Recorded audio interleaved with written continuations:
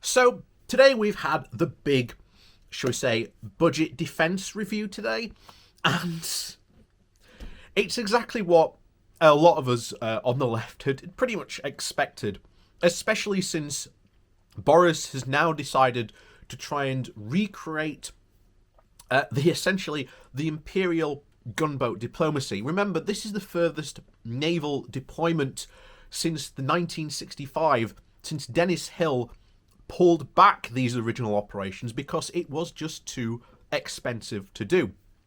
And the idea that we pursue these goals is completely stupid and ridiculous. Because here's the thing: China, like them or not, are here to stay. And the problem is you have so many people, especially on the right, who are completely what's the term now?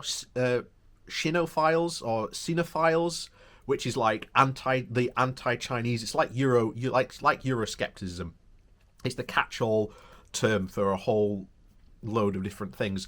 But the main cause for them is somehow, in some way, they can just put China back in its box.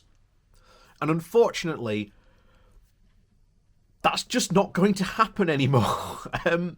China is on its course to become the top dog in terms of economies. And unfortunately, there's nothing the US or pretty much any other country can do to stop them. Now, here's the thing. I don't like China a whole lot. Like I say, the things they're doing in, with the Uyghur Muslim populations isn't good. The stuff they're doing in Hong Kong isn't good. But the problem is if we try to shut them out, this isn't going to help make things better. And I believe that we should change our foreign policy rather than to be a aggressive facing foreign policy. It is more rather a friendly facing policy where we try and affect change through, rather than use essentially what we're currently doing of sending an aircraft carrier to, wave at the Chinese, essentially, which is what we're doing, because the planes on it are US owned, piloted by US, and because essentially the Conservatives screwed up once again the defence budget funding. We have destroyers that we cannot use because when they go out into deep water and they use their deep water engines, they overheat. So essentially, what is escorting our aircraft carrier is a US destroyer, and it makes us look especially weak when we're trying to wow the world with the term global Britain.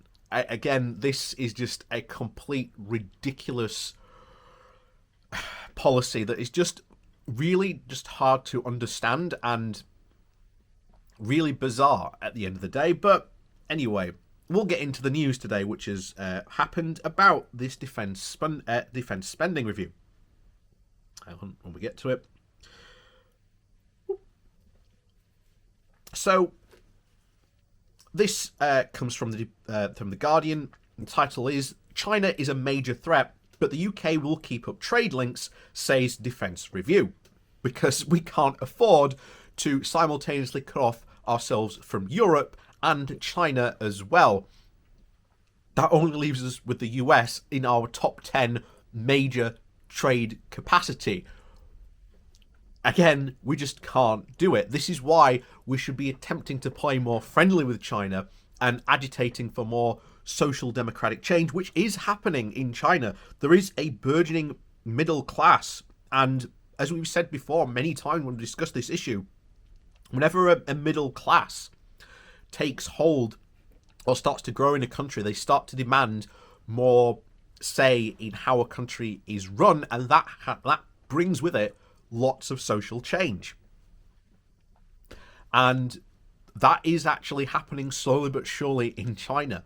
Just people just tend to ignore it because, again, most of the people who bang on about China want to put China back in its box and just pretend that they can just continue on the wheel of the world as if China just doesn't exist and is just not a thing. So, the UK will maintain a positive trading and economic relationship with China, while recognising Beijing represents a biggest state-based threat to the UK. The UK Foreign and Defence Review will say. The Foreign Secretary Dominic Raab said that China was here to stay and pointed out no other country was taking the kind of strident economic measures against China that the hawks were advocating. It would not be feasible to go into some old world, outdated Cold War with China, he said, which is at least good. I'm at least glad Raab is on that tab, that we can't, engage in some sort of Cold War with China, that the tactics we are engaging in are very, very much like that. He said China was sensitive about its reputation, but admitted there was no firm evidence yet that it had been influenced by criticism from abroad, save at the margins. He insisted that the UK was not seeking a free trade agreement with China anytime soon, but it was essential for the UK to cooperate with China on issues such as climate change, described in the review of the UK's #1 international priority. We're not seeking a trade agreement with China, who, bear in mind, in our top 10, the only two non-European countries are China and the USA.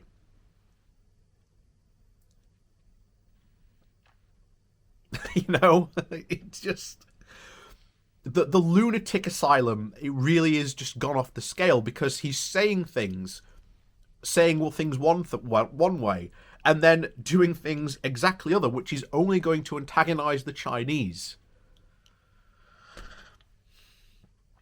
The balance in the approach to China is reflecting the cinephile views. That's it. The cinephile views of the Prime Minister Boris Johnson, and is likely to attract Tory backbench criticism, with a cross-party alliance on China claiming the strategy is full of contradictions and dual standards and inconsistencies. The parliamentarians claim the review's call for closer trade economic links is in a direct contradiction to the report's claim that China represents the biggest state-based threat to the UK security. The review's authors insist the report is not one long apology for Brexit, but an attempt to cite Britain as a nimble, agile, problem-solving nation supporting open democracy and working close with NATO, the US, and aware of the continuing threat posed by Russia. We will sit at the heart of the network, at the heart of a network of like-minded countries and flexible groupings, committed to protecting human rights, upholding global norms. Our influence will be amplified by stronger alliances and wider partnerships, none more valued to British citizens than our relationship with the US. In the sign of perceived growing threats, the review will lift the cap on the number of Trident nuclear warheads Britain can stockpile by more than 40%, reversing the 30-year gradual disarmament since the collapse of the Soviet Union. The lifting of the caps gives way to a controversial $10 billion refurbishment in response to the perceived threats of China and Russia. So we're essentially spending £10 billion on a weapon system that everyone agrees, when you talk to people about this in Parliament and MPs, they agree that they don't need, but to essentially look strong and tough and play to the militaristic, jingoist crowd parts of the populace in this country, we've got to support a weapon system that most people and experts agree we don't need anymore, and that we should start to get rid of. Good going, guys. So when asked why the UK should increase its warhead count, Raab said, because over time, as circumstances change and the threats change, we need to maintain a minimum credible level of deterrent. Why? Because it's the ultimate guarantee, the ultimate insurance policy against the worst threat from hostile states. The review also warns of the realistic possibility that terrorist groups will launch a successful chemical, biological, or radiological or nuclear attack by at least 2030, although there is little extra detail to back up this assessment. Campaigners warned that the UK was at risk of starting a new nuclear arms race at a time when the world was trying to emerge from a COVID pandemic. Kate Hudson, the General Secretary for the Campaign of Nuclear Disarmament, said, "With a government strapped for cash, we do not need a grandiose, money-wasting spending of weapons of mass destruction." The review pledges to return to the commitment to spend a 0.7% of gross national income on overseas income, but sets no timetable for doing so. In reviews, Raab repeatedly avoided giving a commitment to hold a Commons vote on the cut, as some say he is likely or obliged to do. Others say that ministers would not break the law or else they would be subject to a judicial review. The pledge to return to 0.7 at a later date is not new, although it has now been seen as presented by Downing Street as a concession to the rebels. So, as we've seen before, and we've seen this many times before, this whole strategy is being peddled by the whole global Britain aspect of the party, because once again we've got to now break the Conservative Party now into two new factions, because there is now the global Britain faction and there is the quote level up faction, pretty much made of up the Red Wall MPs and the Northern Conservative Tories.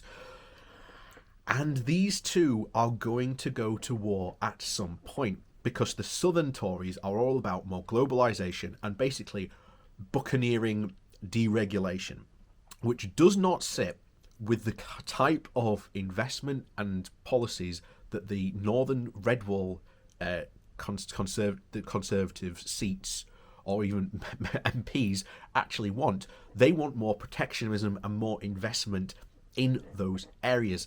And like I say, these two policies, one of global Britain and the levelling up, both are all rhetoric and no policy basis, because here's the thing: if you do one, it undermines the other. And if you prioritise a levelling up campaign and keeping regulation strong, then you undermine the international side of buccaneering deregulation, which they are desperate to do, and we've seen they are desperate to do. So there is a huge clash going to come. We don't know when it's going to happen, but when that happens, that is going to be fun, because a warring Tory party is always interesting content on this channel. It always is. So, as always, thank you for watching. Please do remember to hit that like and share button. And of course, down below there is a link to my Patreon page, as well as a one-off donation link. And thank you to all those people who watch. And we'll see you all next time.